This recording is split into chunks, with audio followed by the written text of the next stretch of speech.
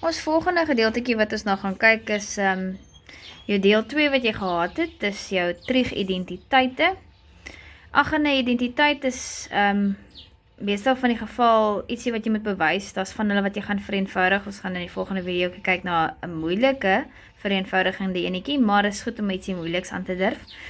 Nou goed, die vraagetjie sê bewys. Nou, as ek die woordjie bewys sien, dan dink ek onmiddellik aan my linkerkant is gelyk aan regterkant tipe sommetjie.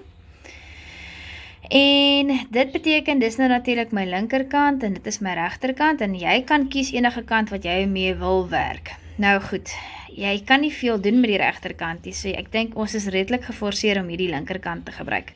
So ek gaan begin deur te sê, linkerkant is gelyk aan, dan gaan ek hierdie hele deeltjie van hierdie sommetjie copy en paste, so ek gaan hier so sê, sin theta minus sin theta plus cos theta. Natuurlik sit ek nou hier sonder my identiteit hier by my, so kom ons kyk hoe goed kan ek onthou.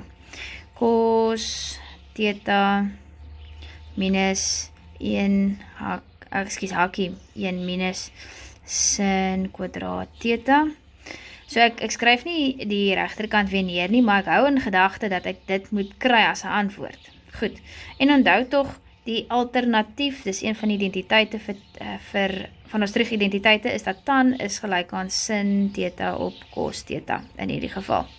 Ok, so dalkies kan ek ietsie sien. Ek sien dalk al ietsie raak, maar dis miskien nog te vroeg om te sê. So, wat ek gaan doen is, alles wat ek kan vervang, gaan ek vervang. Ok, so as ek kan kyk hier is nie veel iets wat ek hier kan vervang nie, maar ek het so 'n vermoede dat ek hierso kan sê 'n gemeene faktor van sin theta is versteek by elkeen. Ok, so dan het ek hierso sin wat ek gaan uithaal, so dan het ek hierso 1 minus cos theta. Dink ek is besig om ietsie te raak te sien, ek is nog nie te seker nie, maar ons gaan maar in goeie hoop, so ek het 'n bietjie faktorisering hier gebruik deur 'n gemeene faktor uit te haal. Ok, nou die onder die lyn sien ek 'n identiteit wat ek kan vervang, hierdie ouetjie se inverse. Die identiteit wat op jou vraestel of jou formuleblad gegee is sin kwadraat theta of x plus cos kwadraat theta is gelyk aan 1. So wat hier gebeur het is, hierdie ouetjie is oorgevat. Ok, so dan kan ek mos nou sê dat hierdie hakkie is gelyk aan cos kwadraat theta. Ok, so ek het hier so cos theta minus cos kwadraat theta. So ek maal nie die minus in nie, ek vervang hier die hele hakkie waaraan hy gelyk is. Ok, nou sien ek weer 'n gemeene faktor wat ek kan toepas, en onthou, kyk gou sin op cos. Ek sien die sin al, en ek sien amper die cos, maar ek sien ook nog nie die cos nie.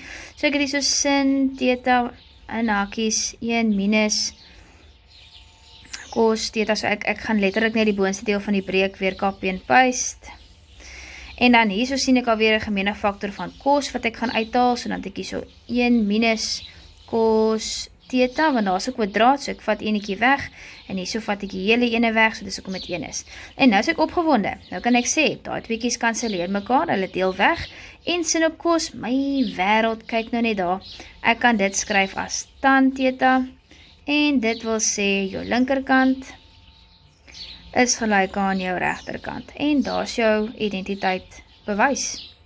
So, dit is nie yster gegiet en presies wat se stappe jy moet volg nie, jy moet maar net kyk wat kan jy vervang en wat se wiskundige beginsels kan jy gebruik, en skryf maar altyd die alternatief neer waarin die regterkant gelyk kan wees, sodat jy miskien al kan insien waar kan jy kroek en werk en skawe aan hierdie som om hom te kan kry dat jy die twee kante gelyk kry.